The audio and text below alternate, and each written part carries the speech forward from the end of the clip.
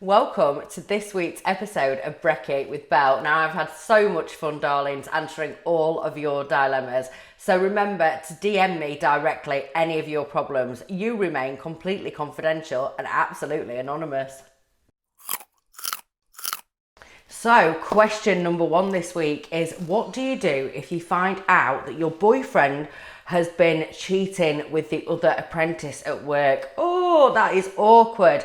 Obviously, I've dumped my boyfriend, but how do I react when I go back to work working with her? Obviously, I can't ignore her. This is a real tough one, what can I say? I think it's always important to try and remain professional where you can, and at least be civil, but I definitely think a situation like this needs talking out. Now, I would request a meeting to be held by your manager or by the salon owner, and sit down and really talk about this and try and sort it out and make sure you've both got the best situation moving forward.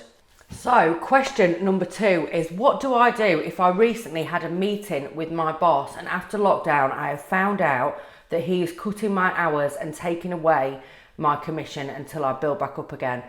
Now, I think it sounds quite unfair, but I do know as a salon owner, we've been under quite a lot of financial pressure, but that shouldn't mean that you should be punished for that. Now, I would request another meeting, and I always find that in situations like this, it's always best to be completely open and honest, and both of you to sit down and kind of reevaluate this so you're both happy moving forward. Because if you're not happy with that decision, you're not going to work as hard for the salon that you work at. So I think you definitely need to sit back down, have a meeting, and come to a compromise.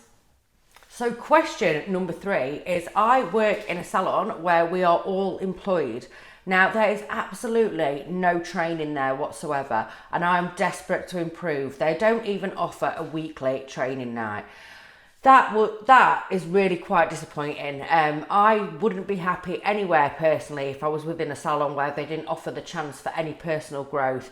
My lot are self-employed and we still have weekly training nights and we still get educators in from all over the country. I think it's really important to train yourself because the hairdressing industry is ever evolving.